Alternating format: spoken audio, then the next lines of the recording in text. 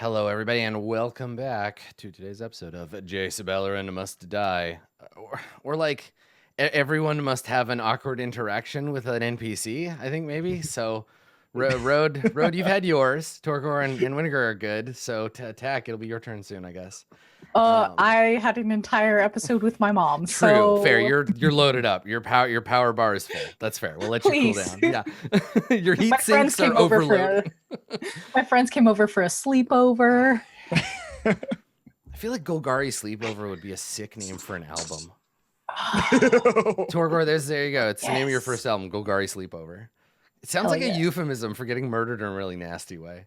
So Winnegar and Torgor, you now have the address and some family information about Zlatek Ironclad. Still no understanding of whether he's connected to the Peacock in any meaningful way, whether he's a member of this mysterious organization that attacked you earlier. But you're digging up personal stuff about him, so that's a start. When you have that info in hand, you've left Wenzel and his trauma behind. Where do you go? What do you do? What is the next step for the two of you? Do you return to the 10th District Plaza to meet up with your friends, or do you have another side gig that you want to take on? What do you think? I think I would like to try to relay this information back to Road and Tack. Mm-hmm. Yeah. I know. Yeah. But I think when we're walking, we would have a conversation about like, yeah, man. Oh, man. I am pumped. My adrenaline is rushing. Did you see me in there? I was incredible. You were incredible. Did you see Torgor in there? Torgor did political espionage. Torgor's never done political espionage. I didn't even know you knew what espionage meant. I didn't know what espionage was. Yeah, you just had like the spirit of the Senate in you. You were just like, oh, I'm kind of shady. I like it. I like it. It is nice. It is I get how doing the law and breaking the law are the same now. I get it.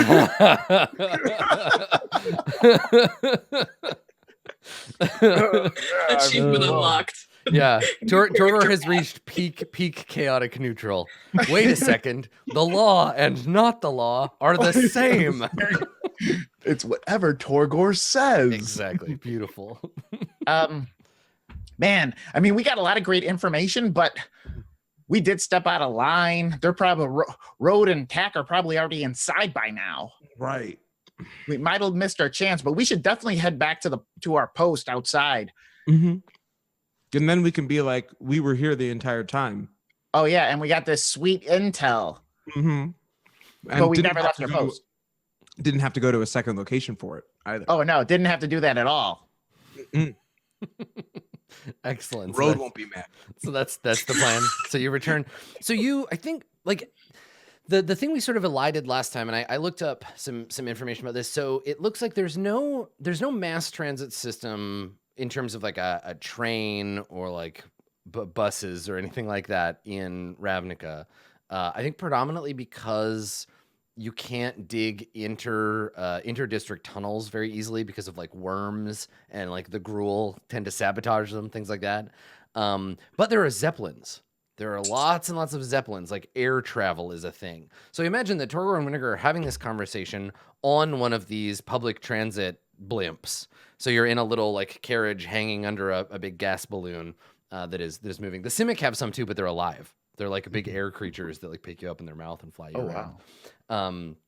But right now you're on District 1, and you're arriving at the district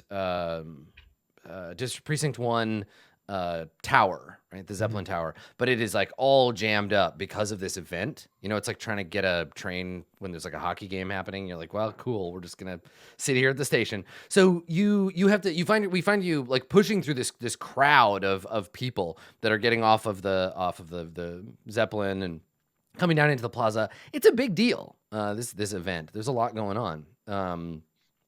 And so while it takes you a little extra time, you've noticed that by now, like in the time you left and you came back, that the crowd has maybe doubled in size. and the whole plaza from up here, you can look down at it. The whole plaza is just full, like teeming full of people. There are lanterns that are being lit, like glow bulb lanterns that are lighting up the plaza, and the energy level in the crowd is quite high. People are very excited to come down here and see this event. And so where do the two of you go when you step off of the Zeppelin? You make your way down the spire and out into the plaza. Where do you want to go? I think we were planning to go back to that back entrance where we thought they would slip out if they wanted to go to an after party or if they wanted to avoid the crowd. Right. So you go looking for Dovin Band's tour bus, and then you you hang out waiting for him to come. Okay, perfect. Good. You could get your ornithopter from the sign. Okay. Now, do you want to be surreptitious about that, or do you just kind of head back there because you're like, well, whatever? I think. Yeah. I don't know. What were you gonna say, Torvor? Well, I would say like the crowd is so big right now, and like it seems like folks aren't like waiting for something; they're just in the plaza right now, kind of milling about. Yeah, there's a bunch of like people who opportunistic entertainers who've showed up, like buskers and people with carts selling food and candy, the kinds of things that will happen when there's like going to be an event, and these people have kind of gathered around the edge to see if they can make an extra zib or two, selling to the crowd. Winnegar Torgor's mad that he left his loot at home. Otherwise, we'd be able to pass the time and make a buck. Oh, you wanna be like one of these water people guys that sell water? Or like maybe we can get some buckets? You have sticks to drum on buckets? I mean, we can find sticks. Can we roll to be bucket drummers? Is that a possibility? I mean, trying to find. So again, remember I described Precinct 1 as being like incredibly upscale tourists. Oh yeah, they were perfect. So there wouldn't necessarily be like sticks laying around or like buckets anywhere. But if you could think of something like if you have things to juggle, maybe you could try and do that. Or if you have a comedy routine, the comedy stylings of Torgor and Winnegar. Oh yeah, you want to do that? Yeah, no. Torgor is totally on board. Are you thinking what I'm thinking? Torgor doubts it. Ventriloquist? I just sit on your lap and we tell jokes? No. Torgor sits on your lap. And Torgor understands the juxtaposition is funny. What you expect, but backwards.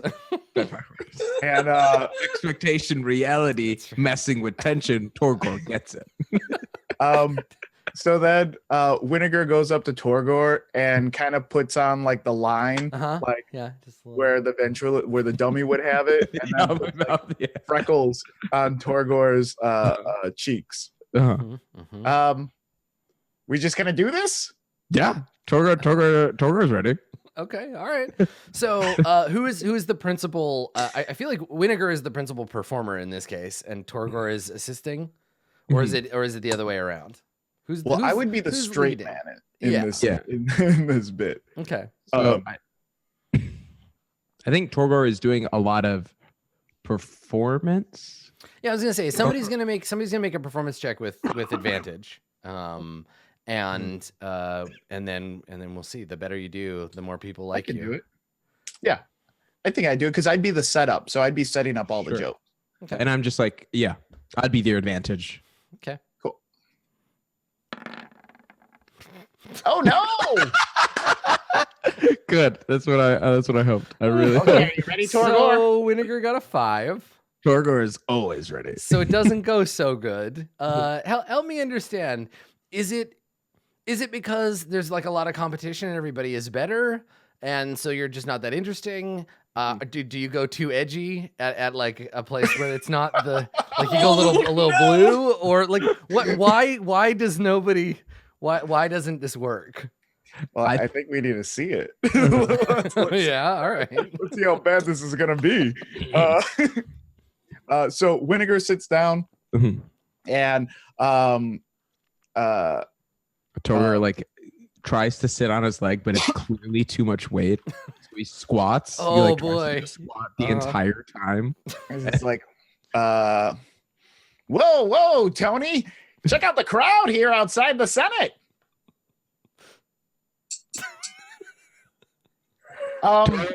Tony thinks the crowd looks ugly.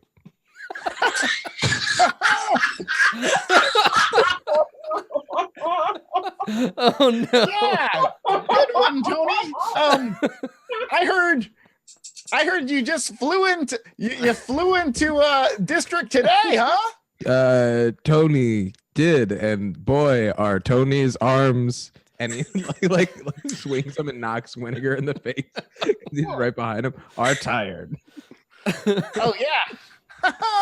See what I have to deal with, folks? No respect. Take my Minotaur, please. Take my Minotaur.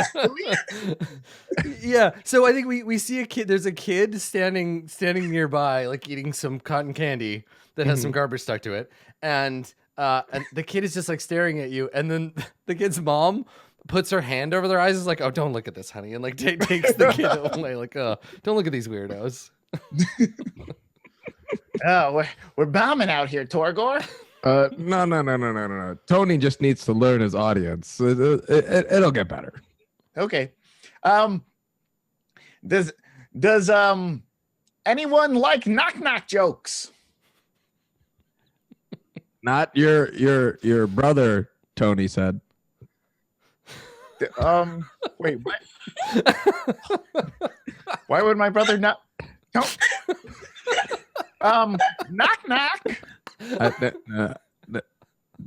Knock. Torgor, no. Just say it's like you're on the other side of the door, so you have to say. Oh, okay. Torgor's not here, man. Tony gets it. Tony's aware. Knock. Who is there? Boo. Who is Boo? Torgor. Torgor, no. You have to say who. You say who. Okay. No, Torgor said who. So Torgor said who is Boo. No, but like just it's like boo hoo. Why? Don't be sad that I didn't get joke. All right. Okay. It's okay. Are you trying to upstage me here? Are you trying to upstage me? Get off me! Get off me! No, Winnegar kind of pushes Torgor off. All right, so it didn't go so good. Can I get a charisma save from? I think Winnegar is the one who's responsible for this. So yeah, It takes psychic damage from their own jokes. Can you make a charisma save for me? Yeah.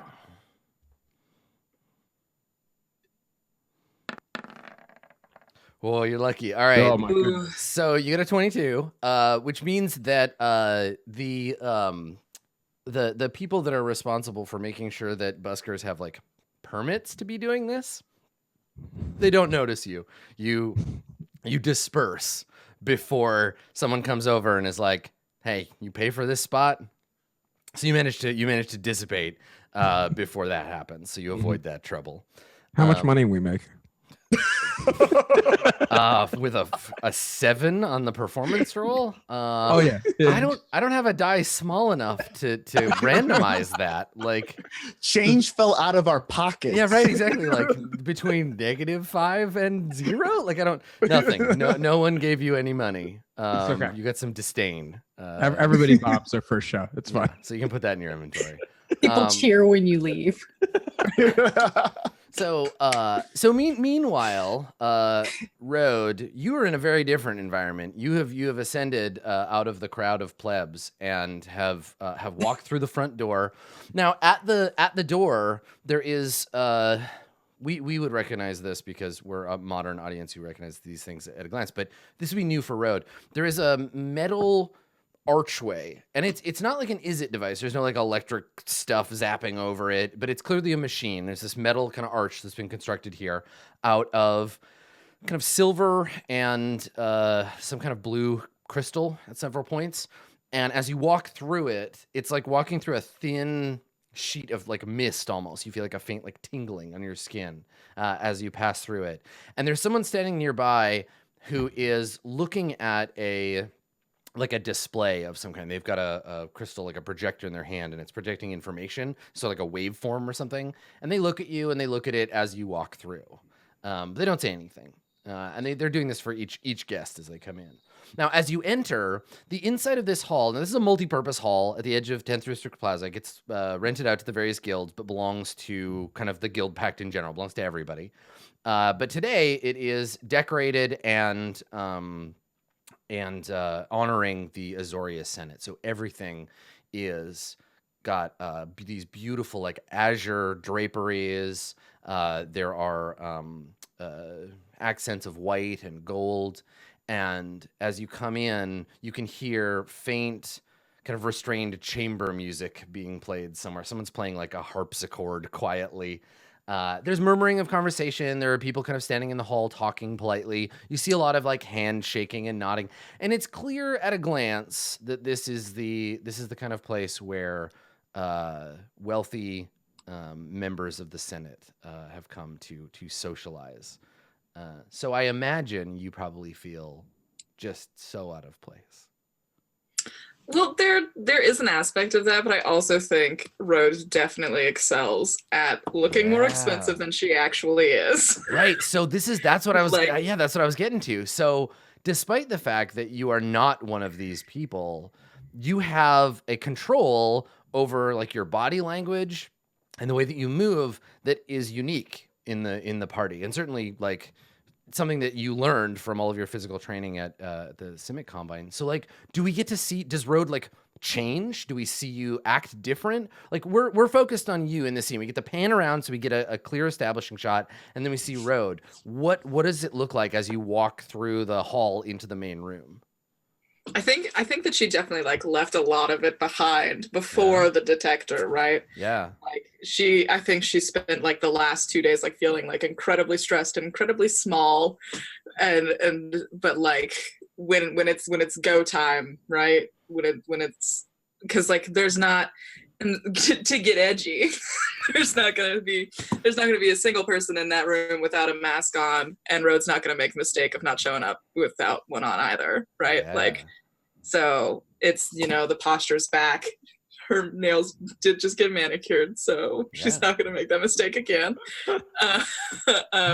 She is very much like a posture change. She didn't like wear anything that she's wearing like sleeveless, so none of like her sort of otherness is hidden.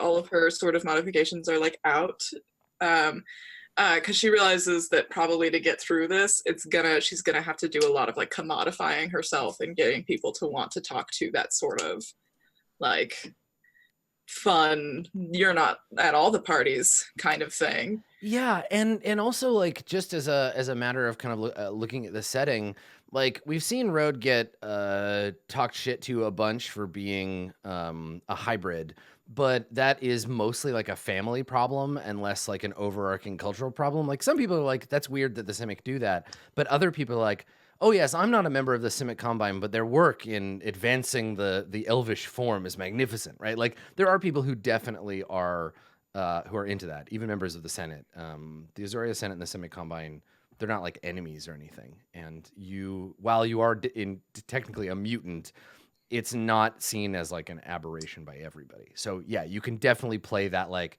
look at me, I'm the exotic jellyfish lady.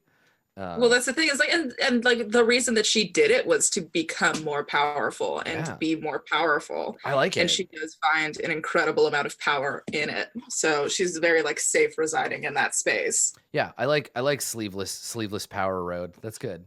Okay, so you're striding. You're walking into this party. Now, is your intent to like get people's attention? Are you like making an entrance, or are you? Because it's gonna be hard not to. So I kind of figure you want to like. Yeah, you can't, because if I looked shy for a second, it'd be over, right? So Okay, it just wouldn't work. So we're what do gonna you overcompensate. What do you think feels like the right skill here for like?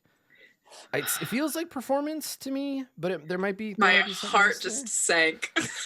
My dice have been going so poor. It's true. It's true. Now it won't mean that you make like This is the thing.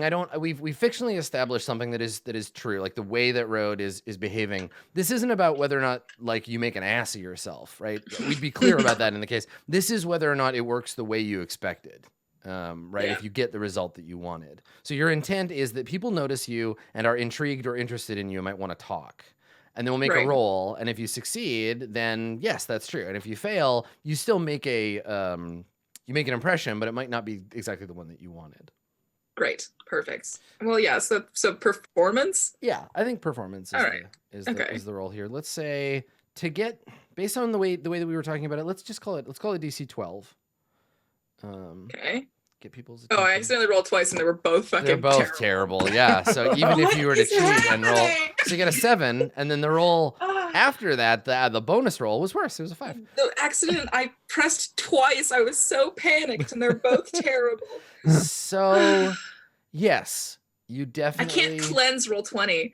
I can't put Roll20 in a freezer like so people what you do.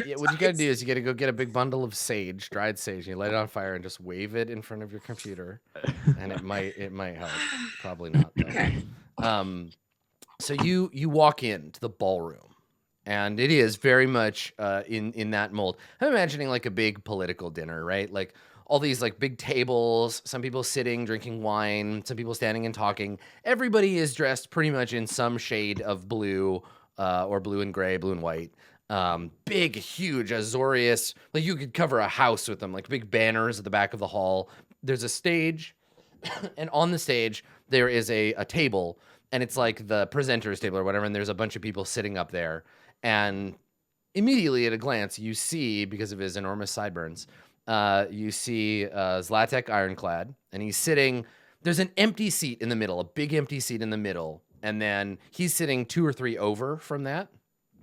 Then next to him, there's a human woman, and she looks bored. And Ironclad is talking to the man next to him, so he's turned his back to this woman and is like talking.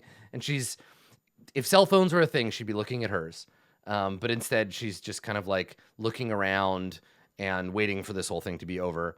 And then at the back end, the other end of the room, there is a group of, there's a human, an elf, there's a hybrid of some kind of like reptilian form, and they're playing stringed instruments, and someone's playing a harpsichord, and they're creating this kind of chamber ambiance. And you walk in, and a few people nearest you, like you see them, like notice you, and like whisper to themselves. Great. Yeah. Now your ticket has a seat number on it. You're given a seat at one of the tables. That is assigned to you, so you can go and sit there, or you can mingle. What do you want to do when you walk in? Yeah, so the first thing I want to do is, I don't know if you'd like to make me roll for it, you probably will, and it'll go very, very well. Is I'm just like, it's like almost like a little like Rolodex thing, where it's like she's trying to recall like everybody she ever met while she was there, and like for her small time, she's trying to like look around, see any faces, like see if there's like a representative from the Civic Combine here who, they always send one, so they can thumbs up, right? Like, yeah, I mean, there's no need to make you roll to see if there's someone you recognize here. I think that's a reasonable thing to assume. Yes. Yeah, definitely. I think that you look around and you see sitting at one of the tables, you see a human. He is quite tall. He's one of those people who probably in his youth would have been like in the military or like a linebacker. He was a big dude, and that weight has shifted somewhat in his old age, but he still carries himself as someone who knows that he's got a big physical presence. And he, let's make him a minotaur. Let's do that.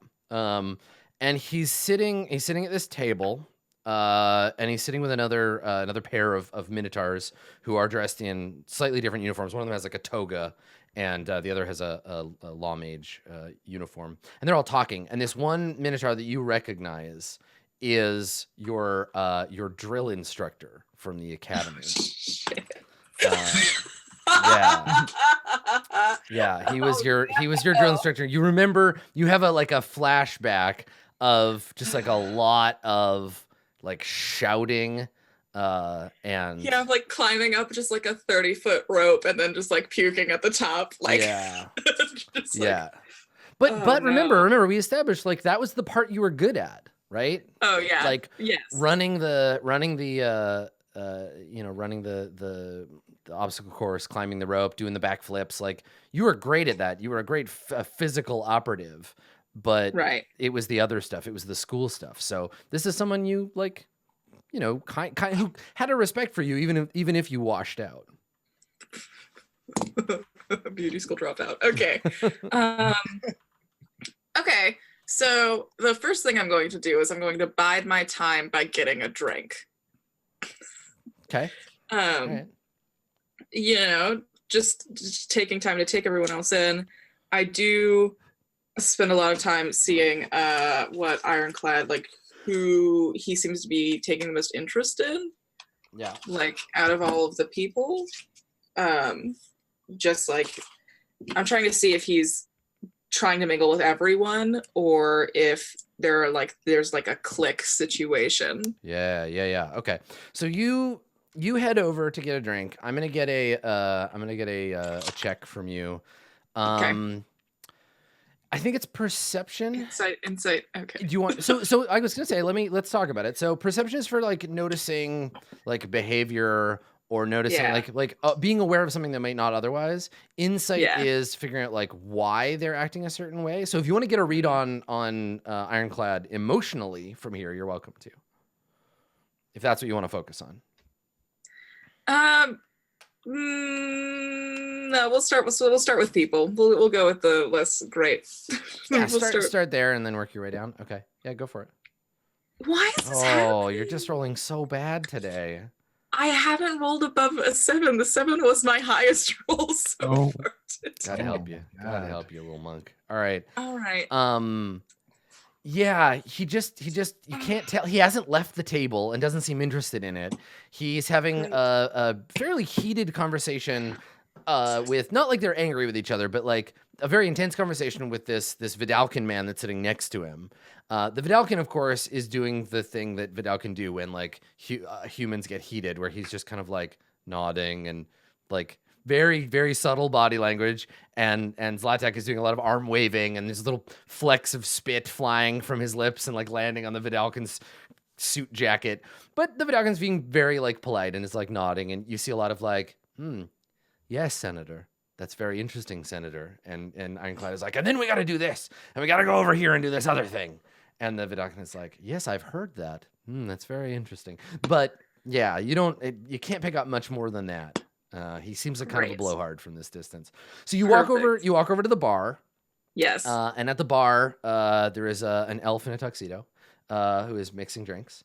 And then behind him, there is a kitchen door, and we see, and this is how the camera follows. So you walk up, and then over your shoulder, we see a waitress with an empty tray walk past you, and the camera clicks onto her. We follow her into the back, into the kitchen. She unbuttons the front of her like waiter's outfit and throws the tray down, and she says to a human who's like, wrist deep in soapy water, she says, "I'm taking my break." And she walks past him and she pushes open a door and she steps out into an alley. She takes out a pack of cigarettes and she lights one. And then we see at the other end of the alley, we see a little goblin in a jumpsuit like peer around the corner. And so Tack, you see behind you go into the alley, you see the kitchen door open, and you see this elvish woman come out, and big dramatic sigh, like put a cigarette in her mouth and lights it with a little like Mizium like lighter, and runs a hand through her hair and kind of like leans against the wall. You specifically mentioned some teenagers smoking weed out here. Yeah, right. So you see this. This is perhaps the first of them. But yes. she is definitely on break. And Tack is already like leaning against the wall, like, eh. So she walks out and she looks up and you're just there, like against the opposite wall. Okay. Ready for second shift? What? Union. She kind of gives you a look. Second shift. You don't look familiar to me. Who are you? Golgari, second shift, Union. Come on. Yeah, and she looks at you, and then she kind of like sees. She takes in the rest of. She's like, "Whoa, stranger! Whoa, strange goblin, talking to me like we know each other." Oh, I see. Okay, yeah. Tack's gonna like check the wrist and just like, how long you been on shift? She looks down and she's like, "Well, I mean, I'm not." Don't count the breaks. You get those pro bono. That's the law. You have to take the breaks, so don't count those.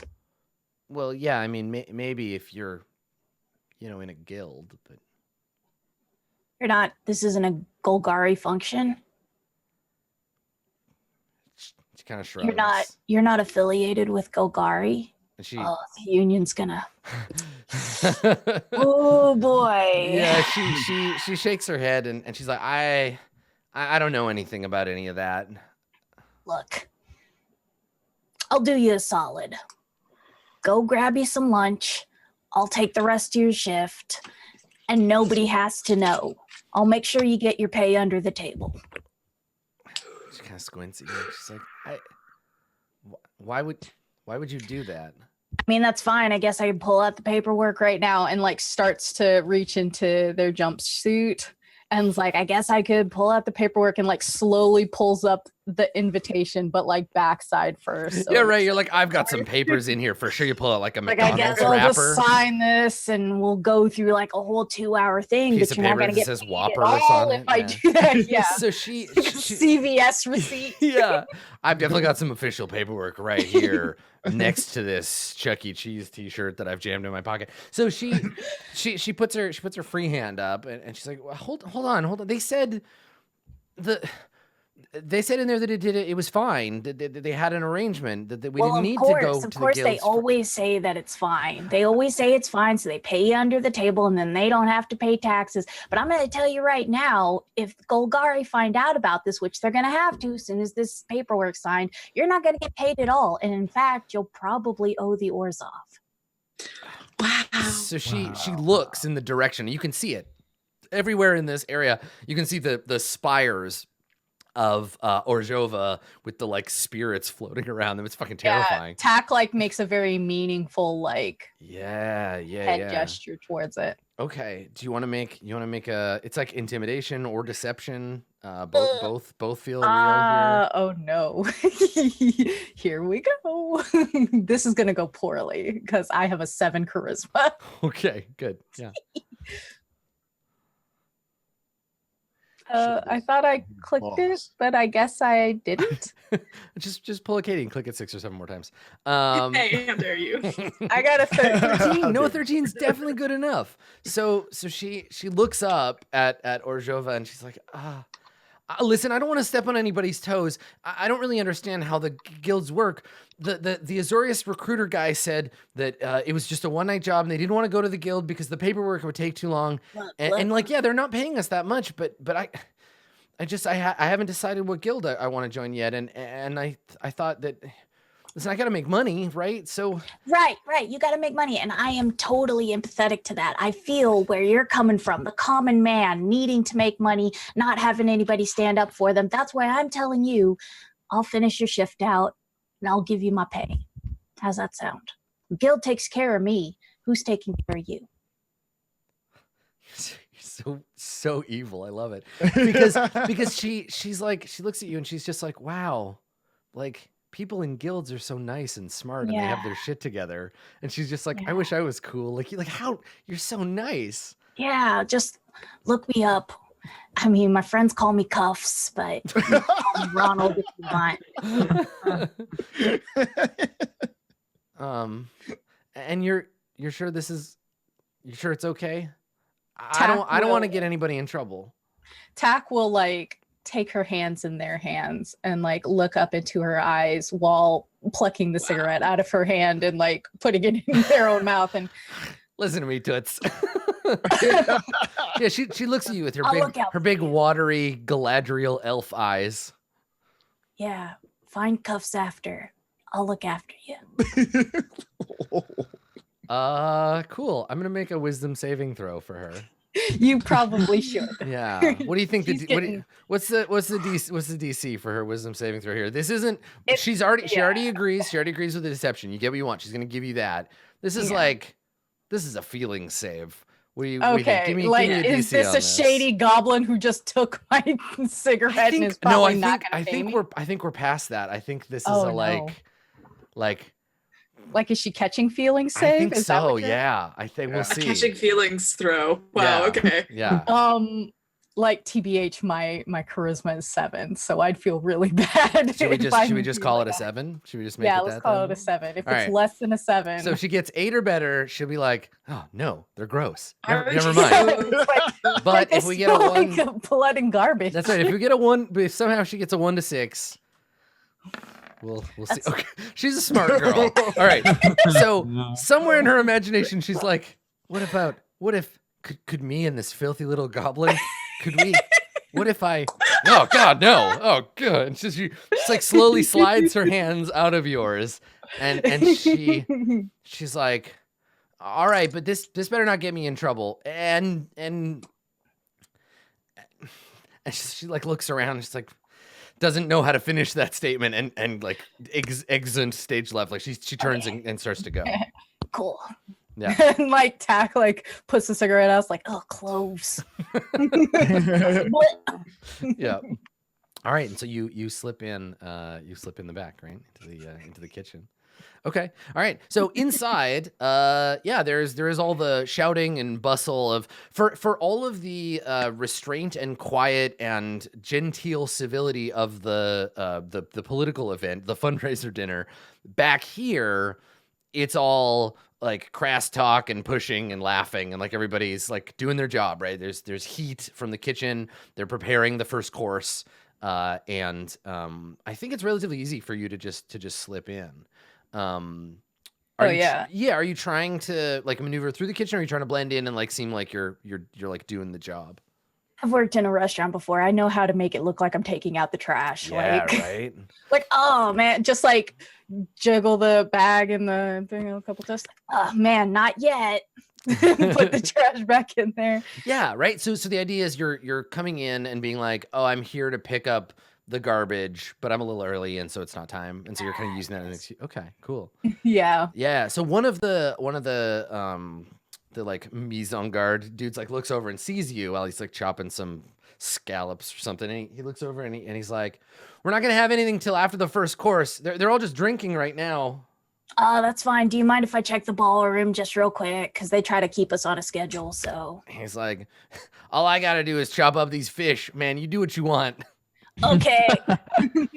Tack's like, cool. It's just like hoping that like the cigarette smoke smell has covered most of the garbage and blood smell. You know what? If you smell like garbage and blood, nobody will really notice. It's just when you get out there into the perfumed masses. So yeah, you can make your way through the kitchen. You have that goblin disengage ability, so you're just like slipping between people's legs and like easy navigation through this place. And you get to the door that would open out into the room proper. Now that's going to be another matter, right? If you just walk out there, you will be both smelt and seen. So what do you want to do? You're at this door. You're watching people coming and going. The door swings open. You can hear the chamber music. You can see outside. The door swings shut. You hear the clattering and the sounds of the kitchen. Can I see enough through the doors when they do open to get like an idea of like the layout on one side, the layout on the other side if I watch long enough? Yes. Yeah, definitely. Yeah, you can get a pretty good look by you're piecing together the slideshow every time the door opens. Nice. At one point, Tack is going to go out of their way to like whenever they can hear like the rolly carts with the different courses come by, they're gonna open the door and like, oh yeah, let me just grab this for you and stuff. And like as they're doing that, like look out and see if they can recognize, I guess, Road from the knee down. Yeah, how distinctive are your calves, Road? Oh, in these pantsuits? Well, that's the thing is Road is always in a pantsuit, and always in some sort of like heeled boot. So very, very odds are very good. Okay. I spend a lot of time looking at the back of your legs because I'm short. in like a. Only because you're short. Just I love to watch you walk away. Yeah. I'm gonna kill you when I find out about that bathtub, but Not if you fail your wisdom save. So yeah, so you definitely you see Road approaching the or at the bar now. So Road, we'll cut back to you. So you're at the bar. What does Road drink? Do you have like a cocktail? You got some champagne? This put upon young guildless bartender is willing to make you whatever you want. Yes, great. I like scan real quick. Does there seem to be like a very like in vogue drink? Like if I went to a party full of comedians, I'll be drinking Moscow Mules or some kind of beer. What can I find out there? Oh, yeah. I feel like the drink of choice. I mean, so it's a mixture, right, of like street level like cops who are probably drinking like beer, right? Yeah. And then like disinterested spouses who are all drinking whatever it is their normal drink is. And then the kind of like, this is a celebration, so lots of people are drinking champagne. So if you want to stand out, you could order something strange. But if you want to blend in, you know, what drink you choose might set you into one of those groups. If you're pretending to be somebody's wife, then you could just order something like that. Yeah. I'm gonna do some wine mom wine. Yeah, I'm gonna do some of that. Yeah. Nice. Big old white wine. The wives who don't want to be here, wine drunk. Yeah. Nice. I think that's what I'm gonna go with. Okay. Yeah. All right. Yeah. So you this is perfect. So you go to order and there's you hear a voice from next to you. So you're like, give me a white wine or whatever. And the guy's like, okay. He turns around and there's a voice next to you and she says, make it 2. And you turn and Zlatek's wife is standing right next to you. She has come down from the stage. She got bored of listening to her husband pontificate and she's come down. Now, Tak, you see this. Now, you don't recognize this woman, but you see Road talking to a woman. You also look, and you can see up on the stage, you see the empty seat, you see Zlatek himself, and then an empty seat next to him. So yeah, you can sneak out or whatever as you like. So Road, better idea. Yeah. I have worked in a restaurant, and now this is a restaurant that's like frequented or owned by cops, which means they got maps in the kitchen. That's important because those maps have fire exits. Yeah, okay, sure. I'm into it. That makes sense. Can I look at one of those maps and check out where the fire exits are? Yep. Yeah. So reasonably, with this big ballroom, somebody's going to have to come through the back entrance if there's a fire. Yeah. So you're trying to scope out. Okay. So it looks like assessing the map. It looks like there's the main entrance at the front. There's the alley entrance and like the service entrance. There is another entrance in that's through an adjacent building, and that leads to essentially like backstage. So the way people are going to come and go if they want to get in and out secretly, it'll be that way. So you can find it. It goes like you go backstage, there's like a room back there, and then there's another exit that leads through a hallway into another building and then exits out the side of that building. Let me spell out for you what's in Tak's mind. Yeah. So Road is super close to the target, which means that she's the most likely person to be ushered out with the target should there be something unfortunate happening in the kitchen. Like this flask of oil in my... Oh my God. Mm-hmm.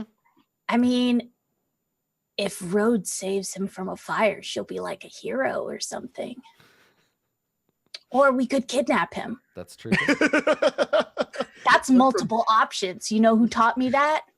Me. It was me. I taught me that. Yeah, I mean, I was imagining that what Tak was thinking about was blocking all of the emergency exits and then burning the whole place down while they cackle in glee from That's nearby. option 3.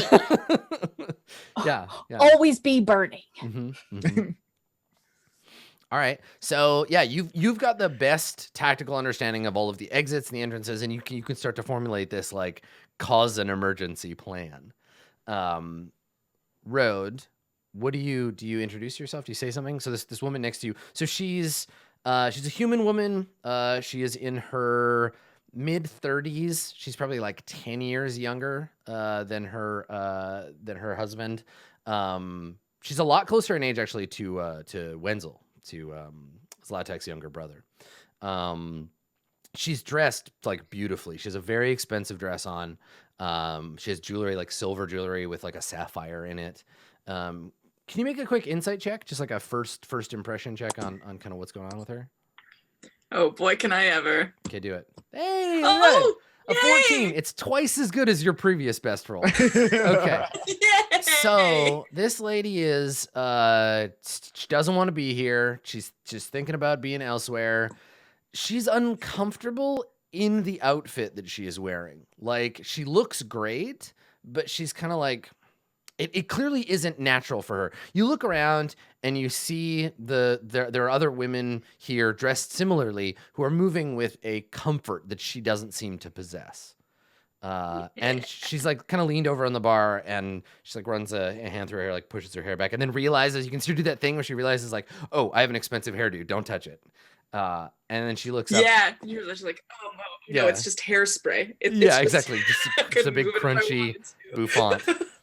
But she does look really nice. Yeah. And she looks up at you and makes a face like, events. Like, yeah, no, I make this face and then I go, yeah, you have champagne to celebrate at so many celebratory events that champagne just kind of stops tasting like anything, you know? She smiles and says, do you have to come to a lot of these? Every now and then. I'm sure you're up at the fancy table, though. I'm sure you have to come to many, many more. Oh, you noticed? I'm trying to stay as far away from it as I can, until the main event. Don't get me wrong, I'm thankful to be invited. These parties are lovely, but like you say, you go to enough of them and they all kind of lose their flavor. Yeah, I'm sure there are tons of people in this room who would kill to be at your seat, but you're there and it doesn't feel as good. You can see while you're talking to her, she's doing that thing where she's like eye contact for a second, and then like, ooh, look at the tendrils. She kind of like wanders up and down, getting a measure of you, and she says, "This doesn't seem like your kind of party." I don't mean any offense by that. Everyone else here kind of looks the same, and I get that. Yeah, you look around. Yeah, I get that. It's mostly humans in Vidalcan, and they're all dressed like cops or senators. My sister's a detective, and I was going to be her +1, but she was indisposed at the last moment. These kinds of events, very funny things happen around them. Yes. Adjutant Ben says that it's going to be the safest event in the history of the Senate. And in fact, the whole district's improved safety-wise, though I didn't know that was possible. I swear, Precinct 1 is the most boring part of Ravnica. Well, someone, I shouldn't be telling anyone about this probably in here, but right before I came in, someone was actually, and like Rogue gets a little like conspiratorial. She was like a little bit closer. She was like, someone was stabbed in the alleyway right outside right before I went in. She just like raises a single dark eyebrow, like, is that so? So much for the safest event. She shrugs, and she says, well, I think we're plenty safe in here, at least. Oh, I'd agree. Well, in body of mind, it's a different story. She kind of looks at you, and as she's about to speak, the waiter comes back with your mom beverages, and she takes hers, and she says, well, duty calls. She looks back towards the table. I'm sure it does. Good luck. She drinks like a big drink of the wine, and then gives you a look like, once more into the breach, and she heads back that way. Okay. Perfect. Yeah. So she heads up to the table. So Torgor and Winnegar, are the two of you positioned anywhere in particular? Are you looking for attack and road? Do you want to try to get in? What are you guys doing? I think the original plan was that Torgor wasn't going to be able to get in, so he should kind of hang out near the back exits in case someone leaves. I think Winnegar is there with him just because it seems like the line has moved in. Those who are in, and the rest of us aren't going to get in because we're in the plaza now, the plaza area. So I think we would be in the back area, just staking out, trying to stay like out of trouble, I guess, after our failure. Okay. I think for like our knowledge sake, the only other place that we know that we could meet besides the hotel room, which would be much later, is like this alley location. Yeah. Okay, cool. So you're hanging out in the alley waiting for these two to come after our ventriloquist act was unsuccessful. Yeah, not gonna go well. That kid will remember, but no one else will. Good. Okay, so we'll advance the party then. So inside, the first course is served. Everyone has been seated. Rode, are you sitting at your table?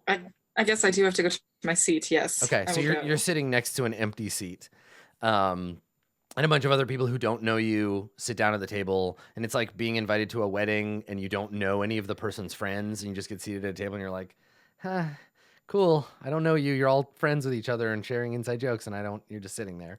And I think you do get a glance like, oh, like, of course, whoever you were supposed to be here with didn't show up. We don't know you. Yep, great. Nobody's like actively rude to you, but they definitely don't invite you into the conversation. And they're talking about boring things like golfing and being rich. Great. Love golfing and being rich. Yeah. Very relatable things for me. Yeah. But the aside from the main seat, everyone at the front table has sat down, and then there's a change in the room. The music changes, and a bunch of the Azorius like senators stand. So there are various men and women that stand up at the table. It's like a national anthem that is playing, but it's the like. I don't know what they would call it, but like the anthem of the Azorius Senate, right? It's the music that they play. And so these people, a lot of them stood up. People have taken off their dress uniform like cap. Some people are saluting. And as it plays, you get your first glimpse of Dovin Ban. So none of you are members of the Azorius Senate. So his name is not a common name that you would recognize up until a few days ago. His face is not something that you would have seen before necessarily. But everyone in this room clearly is either in awe of, respects, or is jealous of this man. So he is, as I described him before, a Vidalcan, but there's something unusual about him. He is like a good foot taller than any Vidalcan you've ever seen. And I think... like, Tack, you're watching this through the gap in the door, and Rode, you're watching this thing. Can both of you make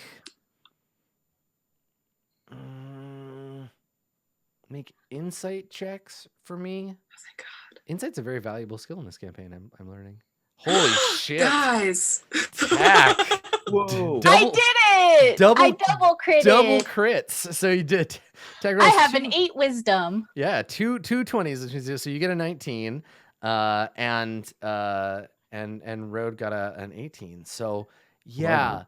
There is something not right about this dude. Something about him like makes you uneasy in a way that it seems like, because they're not PCs, everyone else in the room doesn't quite get. Like, they all think like, oh, of course, this is Dovin Ban. He's cool and important. But you are like, this is Dovin Ban. There is something wrong with this guy. Something makes your skin crawl, or you get a shiver that feels like something is off about him. He steps up, and you notice too he is surrounded. There's like a half dozen various kind of floating mechanical ornithopters, not just the big guys, but like little devices that kind of float around him. And he has an effect like his eyes are a little unfocused, and it's like he's listening to a song no one else can hear. And he steps up to the chair, and when he does, everyone at the main table gets up and they start applauding him. And he does this kind of like, again, like he's not quite all here. And he puts his hand up, his like 6-fingered Vidalcan hand, like, yes, thank you. And he moves with and this is something I think, Rode, you would notice, he moves with an economy of movement. Like everything is very exact. He has a kind of like a dancerly effect to him, and it's all very tight. And he gestures and like puts his hands up like, and everybody kind of quiets down, and he sits. And I think the first of several speeches honoring Dovinban begins. One of the Senate members stands up and begins addressing the crowd and starts talking about the impact that Dovinban has had on the Azoria Senate in the past few months. That his ornithopter security improvements in this district have been proven to improve the lives of Ravnicans, and that soon the Senate hopes to spread the ornithopter surveillance program to all of Ravnica. That they have established new labs to build more of them, and everybody's very excited about this. There's a lot of polite clapping and smiling, and like every time someone says like that, you hear the same buzzwords over and over, right? Like a safer Ravnica, a Ravnica safe for the average citizen, peace and order in Ravnica, and these things keep coming up, and everyone in this room seems to buy into it, but the two of you feel there's some weird vibes. And Dovin doesn't say anything. He's just here. And he does have that glossy look like, yes, I'm here, but I'm really somewhere else. You can occasionally see his lips move like he's speaking without vocalizing to like someone that's not in the room. But everybody is very excited, and they're talking about all of his achievements and what have you. Question. Yeah, hit me. I've seen at least 3 people with glossy looks today who have been Azorius. Mm-hmm. You have. That's true. Is it similar? Yeah, maybe. This Or is guy, he just bored? No, so there's something about this. I mean, you crit, so I think you get a good insight of this guy. He looks like he's talking to ghosts. Like he looks like someone who is like being, you ever seen someone in a public place talking on a Bluetooth headset and you don't see the headset? Yeah. He's doing that, where he's just like nodding and like speaking without saying anything, and then his eyes will look at something that's not there, and he's always kind of looking at the middle distance. But if someone says his name, he kind of like looks like, yes, thank you. And is he surprised when people say his name? Like he's listening to 2 different conversations? He's not surprised, but you can see him shift his attention where he's like, okay, and now I got to respond to this input. Thank you, everyone. Back to this other thing I was paying attention to, but we can't see what he sees and we can't hear what he hears, but obviously there is something going on. And these little machines, these little magical machines are kind of floating around him, and occasionally he'll look at one. But yeah. Yeah. Oh, that's pretty fucking weird. Okay.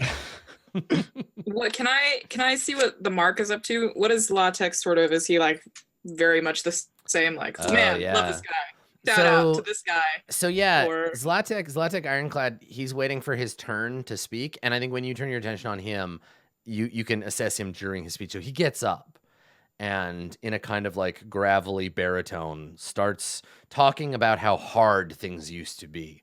You know, like when I was coming up in the academy, the streets of Ravnica ran red with blood. There were Rakdos in every alley, the Golgari crawling up from every hole. But things have changed. Right? Yeah, right? And like there are a couple of people in the audience who are like, the Golgari like fulfill like an important part of Ravnica's ecosystem. But he's just like, no. There's only 2 guilds worth of damn, and it's us and the Boros suck too.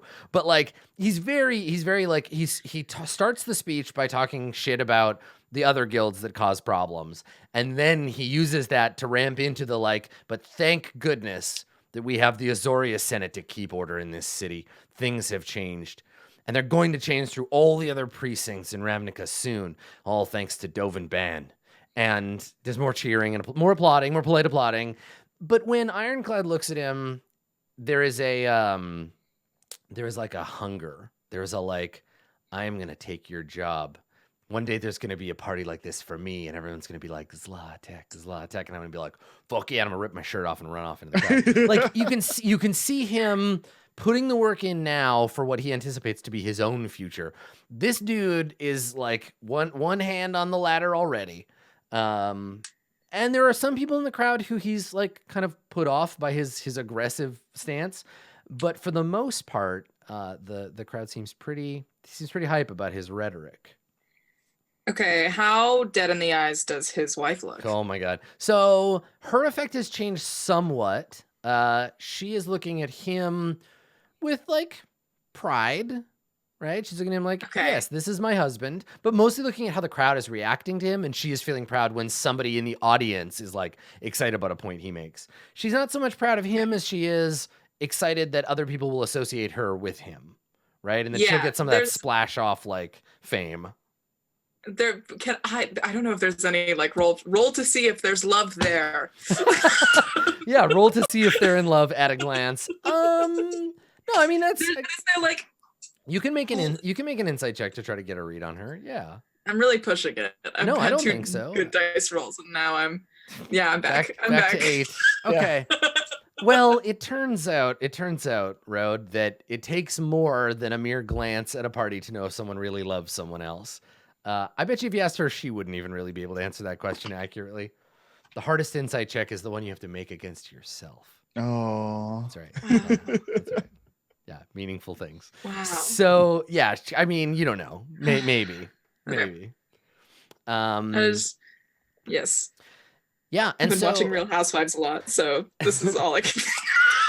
And so we get to the end of all of this stuff, and the most important senator basically says, our Parun regrets that they could not make it, but this is the kind of job you need opposable thumbs for anyway. And everyone kind of laughs because the Parun's a sphinx and has cat paws for hands.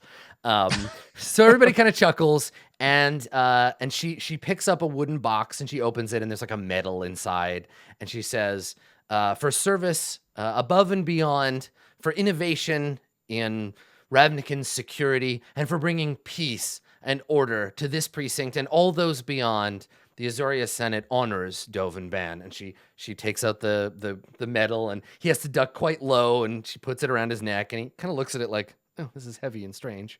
And he stands up, and everybody claps. Some people stand up, and whatever, the little things keep buzzing around his head, and the crowd goes quiet. And obviously this is the point at which he is expected to speak. And he looks at the crowd, and he just says, "Thank you." And he turns and he walks away. And he just walks into the back room, like he's like, done, business transacted, I'm out. So he just like, nodded the head, thank you. And he turns and walks.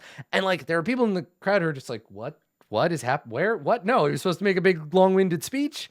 And and Dovin just leaves. And with that, a bunch of other people get up, including Ironclad, and they all kind of are like, okay, we're going with him. And they follow. So the target is on the move. He's Oscar Mike. What are you gonna do? Okay, but no one else is moving. I'm at the kids' table. Oh no. There's some confusion in the crowd. And I think like immediately the gossip happens, right? Where one of the senators, she leans over to her husband and she's like, my goodness, so decisive. It's impressive after all those long-winded speeches. And then her husband is like, oh, I don't know. I expected him to say something. And then another senator is like, well, that's the thing. He's nothing like what you would expect. Efficiency. That's what the Senate needs. And they get into a debate about how the Senate is operating. And it wasn't obviously just like the rest of this whole event. It wasn't really about Dovin Ban. It was about let's all show up and like be here together. But Nationalism. For you, okay, great. Yeah, but for you see Zlatek and Liana Ironclad follow Dovin along with a couple of the other senators. Are they like going backstage? Yes, are they're like... leaving. They're going out the back door, which Tack, you know all about. So you know where they're headed. You see this through the crowd. Yay, back door. You know, I wasn't going to set this place on fire, but then you said it was the safest party in Ravnica, and I feel like I kind of have to now. Right, you feel like you got called out. Thank you for the setup with Chekhov's gun. Consider it fired. Chekhov's gun, but in this case, the gun is a horrific fire that threatens the lives of hundreds. Look, first of all, eat the rich. Second of all, they got legs. They can walk out. Yeah. You don't expect me to eat the rich raw, so yeah. Like, come on. Okay. Tack's gonna peek out the back door real quick just to see if there's like anybody out here who looks like cops. You don't see any cops, but you do see a failed ventriloquist act. Oh. So what is Torgor and Winnegar, what are you doing to pass the time while you wait? What does Tack see when they poke their head out the door?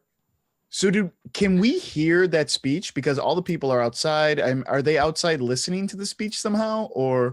No, everyone in the plaza. So you're on the opposite side of the plaza. Like if we look on the map, you would be like in an alley back here. Okay. Let me make a little circle. So you'd be like back here. Everyone in the plaza is waiting for the main, like the public event, which is basically just going to be like the official Azorius Precinct 1 brass band is going to play, and you know there's gonna be some more speeches about law and order for the plebs, but this was just the end of the private thing in the hall. Gotcha. Because Winnegar would have been really pissed off about that Sphinx jokes going over so well. And his ventriloquist jokes not going over.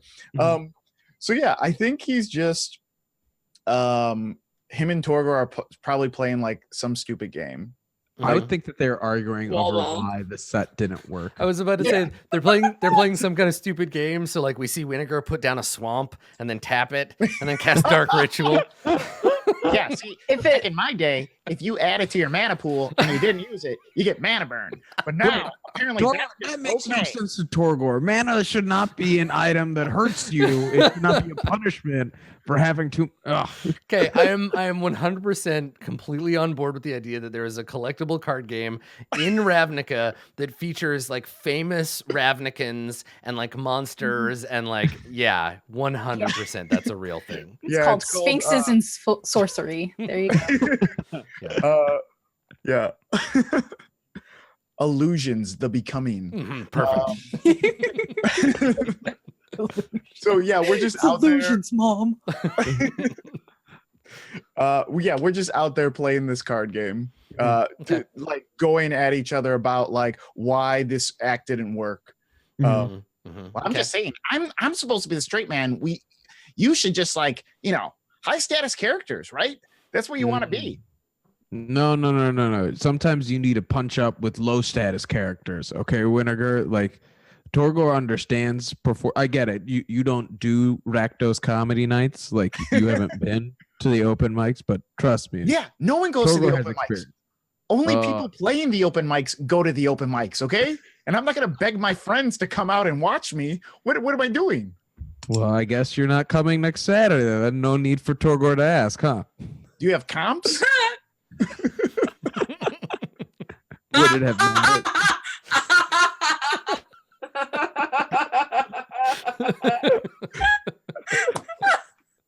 This conversation is way too real.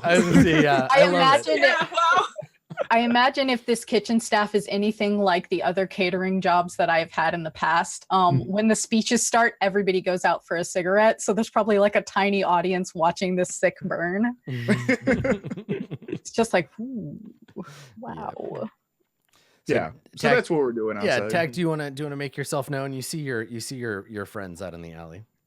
Tack is definitely gonna like poke their head out and be like, "Hey, I didn't actually think that you would be here. That's weird. Also, what are you doing right now?" Oh, and Winnegar like picks up his cards and puts them in nice orders. They're in like sleeves. Of course, yeah. Puts them away. It's just like, hey, we're just waiting for you. Awesome. Do you have And then Tack's gonna like look at the rest of the kitchen staff. matches?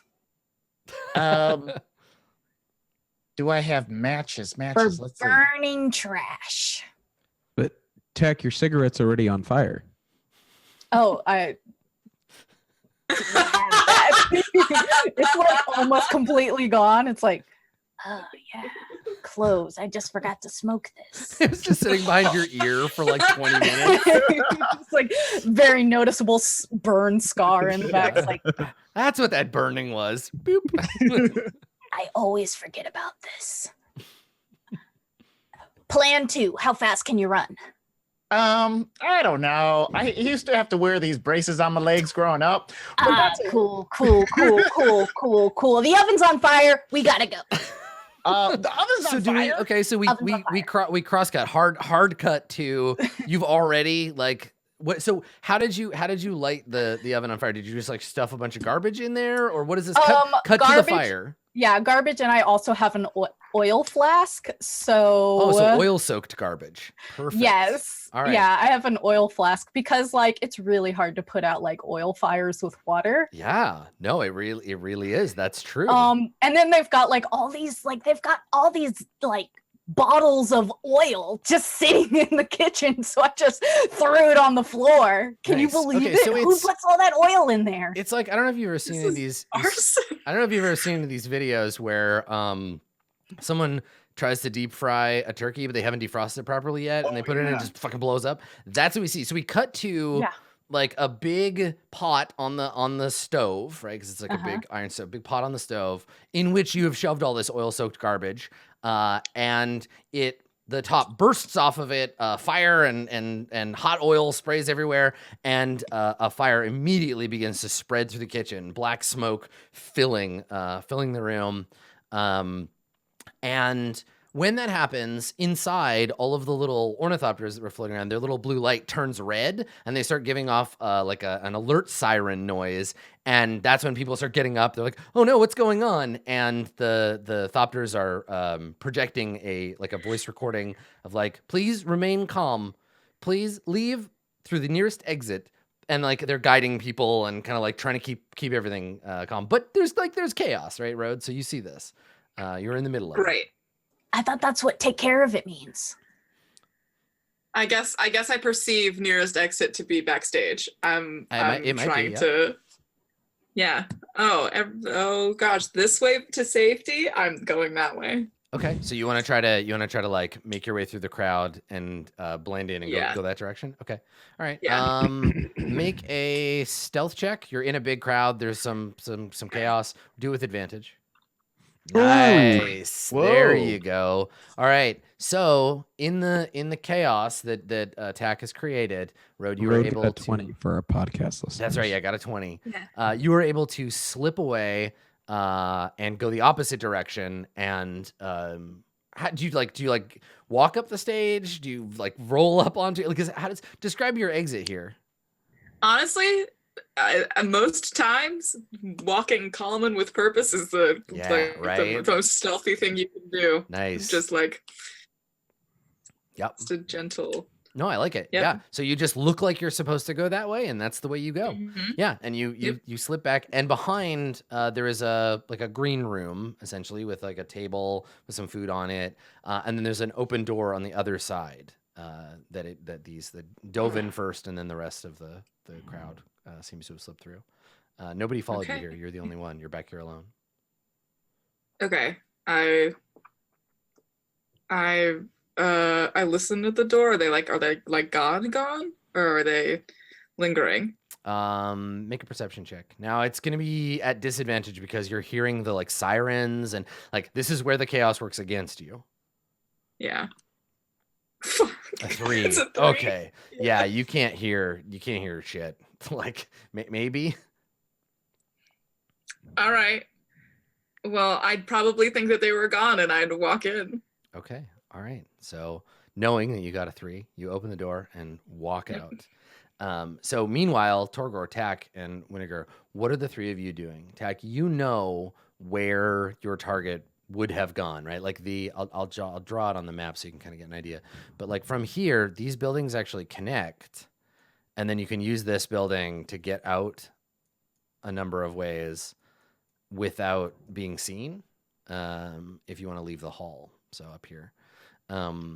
So right now they're probably somewhere in the middle, right? They're moving between the hall and this adjacent building. All right, where am I casually escaping arson from right now? Right now you're back here. You're at this red nice, circle. Nice. At the side. So Tack is going to look at everybody and be like, I said run. Come on. Wait, run. Okay. Okay. Just takes off following Tack. Okay. yeah. Yeah, Tack's going to go in that direction. It's like, this place is a powder keg, so I don't know where to send your chicks. Bye. Right. Okay. So you head off. The three of you run down the alley towards where you think your prey is heading. And I think that we stay at ground level cam for a moment as the three of you run off that direction. And then as the episode comes to an end, our last shot, the camera turns and lifts like a crane shot up the side of the building. And then crouched like a gargoyle up on top, we see a cloaked figure with blue eyes watching the alley as Tack, Torgor, and Winnegar head off in that direction. So we will maybe find out who that person is next time. That's it for today. Thanks, everybody. Good work. Let's hand out some experience points. So I think everybody gets the one for did you learn something about Jace, his conspirators or servants, due to the hard work of Torgor and Winnegar.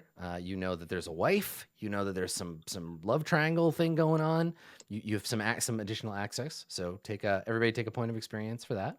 Nice. Did anybody express a unique aspect of their class, race, or background? Did your class, the fact that you are a Simic hybrid or a Mintar or a Goblin or a Vidalcan, did any of that come up? Did the fact that you're a monk or a fighter or a rogue or a sorcerer, did that come up in an interesting way? Or your character's background, whether it's... I'd say Tack learned that the Golgari have a lot of paperwork, even though they did not expect that. Yeah, I mean, they got contracts. Yeah, like the Golgari are, and this is the thing, and I think this is your connection to your guild and your background. So this is definitely worth an experience point for Tack. But thanks. Yeah, recognizing that the Golgari are, and I still have trouble with this. They're not a bunch of creepy Underdark dwelling monsters. They're not the Xanathar's guild, right? They're a meaningful member of Ravnican society, and of course they have business deals and contracts and stuff. They're as much a legitimate guild as anybody else. Basically, just using this whole, hey, the Golgari have contracts and you're not going to get paid if you don't let me take your shift. Well, and on top of that, you got to leverage gilded, your gilded privilege to be I belong to a guild and you don't, so I'm a person and you're not really, so get out of here. Yeah, and it worked. Yeah. Tack never gets to do that. No, right? Yeah, I mean, that's the thing. You're above a certain percentage of people who live in Ravnica because you belong to a guild. Anybody else? Class, race, background, guild? I mean, yes, in a multitude of ways. I feel was very much in her past today. Mm-hmm. So yeah, I agree. Sort of still living in that. Mm-hmm. Yeah, totally. Yeah, take a point. And then, did anybody's alignment complicate your life in an interesting way? Did it come up in a way that made things complicated for you? And this is also a time if this goal doesn't get fulfilled, it might mean that your character's alignment doesn't fit the way that you want to play them, and this would be an opportunity to change it because it's not permanent, right? You can change your alignment as you want. I was talking about this at break. Before I knew this was a thing, I made Rode a neutral character. Yeah. Because I think that she is. I think she's very neutral, almost like a Aaron Burr Hamilton. I'm waiting to see what moves I need to make. Mm-hmm. And so I would say yes. It makes it a very neutrality. Did I achieve neutrality? Well, it's yeah. a very hard call. So the reason for these questions and part of this process, it isn't I invite you to express a time when that happened so you get the point, but it's not like nobody's job is to be no, I don't think so, you're wrong. If you think that it's worth saying oh, I think this came up, it's probably true. Because really you're the arbiter of that thing, right? We all get to kind of talk about what happened in the session. And if you think that Rhode's neutrality was complicating for her or interesting for her narrative, then you can definitely suggest that and we can talk about it. Okay. Everyone else do theirs, I'll think. Yeah, I mean, it doesn't. I mean, again, it doesn't have to come up every time. Certainly, like we're not aiming to hit all of these. I'll make an argument for the connection to your guild in a meaningful way. For Torgor, and truly understanding that, like, as much as like guilds and like guild ideology matters, ultimately it's just like a lot of these people bending their rules to their advantage. Yeah. And so, like, particularly like with the Azorius Senate, like hearing about like the back and forth process to get what they need to do, like through their order, it's so chaotic. It's just as chaotic. Yeah. Like I think in a way, and I think that's absolutely true. So definitely mark that experience. But I think in a way, the Rakdos have this purity of vision where they're like, listen, everybody else says they don't like chaos and bloodshed, but they do. They really do. That's why they come to our shows. We know we like that stuff, and we are good at it. We have no illusions, right? Yeah. They're the fool in that way, in this sort of traditional archetypal sense, where they're like, we can get away with anything because we act the way you wish you could. Right. Yeah. Cool. All right. Good stuff, everybody. How's everybody doing for XP? Like, how many since we did the last session in this one? I'm 5 out of 6. 5 out of 6. Nice. Cool. Yeah, I'm 5 out of 6. Nice. So we'll probably level up. Awesome. Level up next session.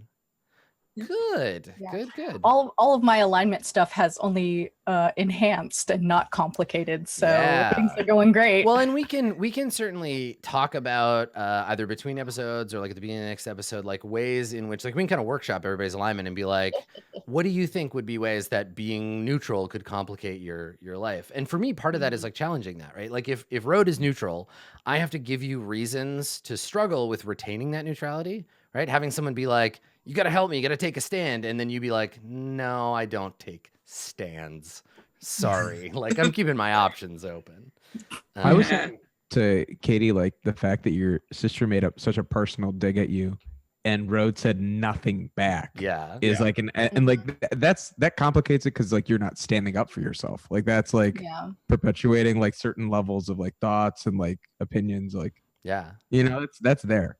Yeah, that's definitely a case of not saying anything is almost like tacit approval.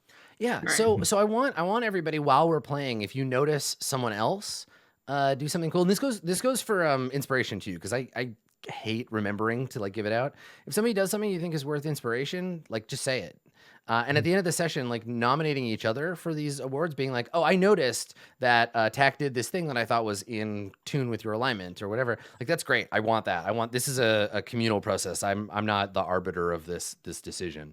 I kind of step down from that role. So we do it as a group. Then I'd love to nominate, because I know TK, you were talking about like, oh, it only enhanced, like, that chaotic evil choice I made only enhanced neutral but like evil? Neutral evil, which neutral is evil, sorry. Okay. But sure. But like, it absolutely does complicate it, because you're going against like the mission's best interest. Like, oh yeah, I was gonna say, that's just self-serving. That's actually a well, point. so like the difference I think between chaotic and neutral is like, neutral is self-serving, like whatever gets you the best thing. Chaotic evil is like the Joker, the like, I want to change the world and make it more like more crazy. So I definitely TAC is definitely like, what's looking out for number one? What's best for TAC? It's like, I didn't think this far ahead in the plan. What if I set the building on fire? I think you deserve that point. That is my capital O opinion. Yeah, I mean, I don't disagree. I think that's fine.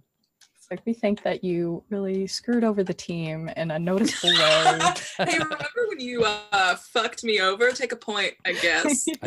Yeah. So TAC, if you reach your total, right? If you're at 6 of 6, you can erase them and you'll level up.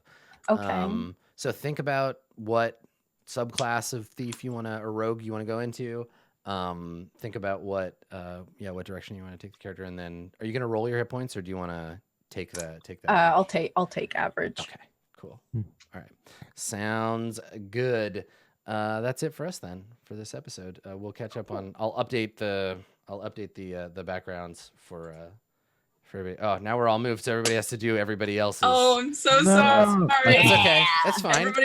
Everybody do. Sorry, my camera decided that it didn't like me. You're back, but you're Torgor now.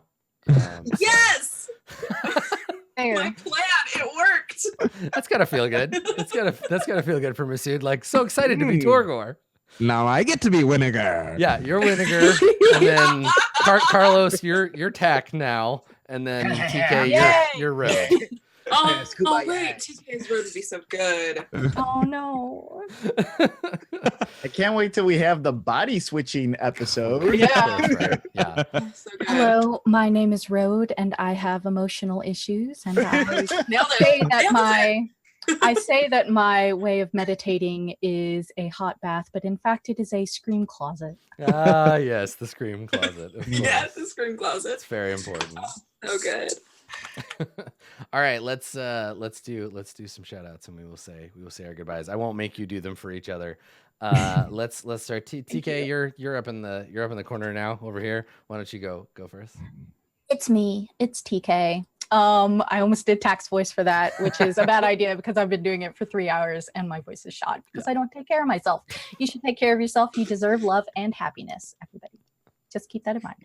I write spooky stories. You should read them on my website, tkjwrites.com, or follow me on Twitter, TK Joins the Fray. That's fun too. I have a finale coming up this Friday. That means no more mists for like 2 days, because then we're doing the Uncaged Anthology charity stream for Rain, and Saturday we have a wrap-up session. So that night, I believe D&D will be hosting it. Very cool, very fun.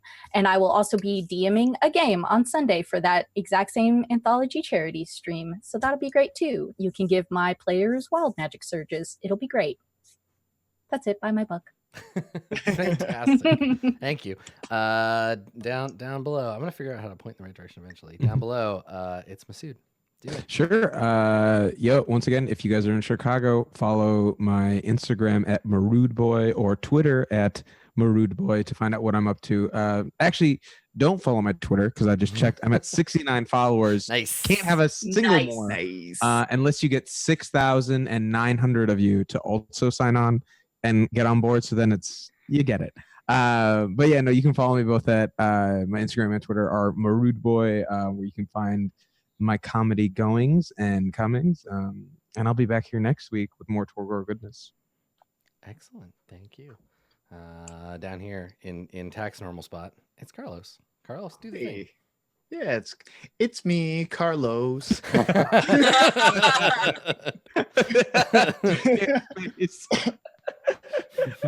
Hey, it's Carlos. You can find me on all social media under Carlos Crits. You can find me on my podcast / live stream called The Dungeon Rats. We stream every other Tuesday at 8 p.m. Central Standard Time. You can also find me on Rivals of Waterdeep, which we just had our season 3 finale at PAX. I think maybe our next episode will be at the D&D event, The Descent. But that's in May. I'm not exactly positive. I know we'll all be there. I don't know if that'll be the season 1 premiere. Maybe. Yeah. That's it. I was trying to think about traveling, but I mentioned that. Bonus cool noise. Thanks. And last but not least, definitely not Torgor. It's Katie.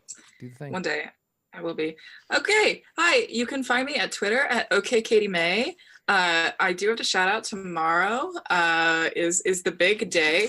We are doing a variety comedy Dungeons and Dragons show at the Cards Against Humanity Theater here in Chicago. Nice.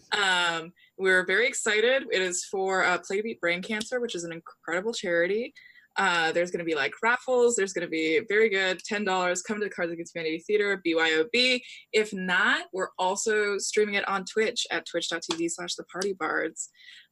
Comedians come in, do 10-minute sets, and then after intermission, they come back and they play D&D, all women and non-binary performers. It's going to be so good.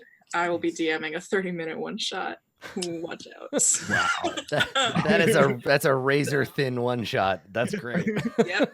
Nice. I've got it on lock. I'm pretty pumped. Cool. But besides that, if you want to see me DM, you can catch me on Dungeons, Dice, and Everything Nice, which is an all-women D&D podcast. But besides that, it's mostly just me on Pinterest these days. Nice. Good. Nice. Fantastic. Well, thanks everybody. I'm Adam Coble. I'm the Dungeon Master. You can find me on Twitter at Skinny Ghost or twitch.tv/Adam Coble, and then a bunch of other places. I'm the GM in residence for Roll20.net, which is the tool that we use to play the game today. You can check it out yourself, as well as all of the cool D&D Ravnica stuff on the marketplace of Roll20.net. Sign up, make an account, play a game, go play role-playing games. Do it. Get out of here. Stop watching me do it. But really, thank you for coming. Thanks for hanging out, and we will see you next time. Bye, everybody. Bye. Bye. Bye. Bye. Bye.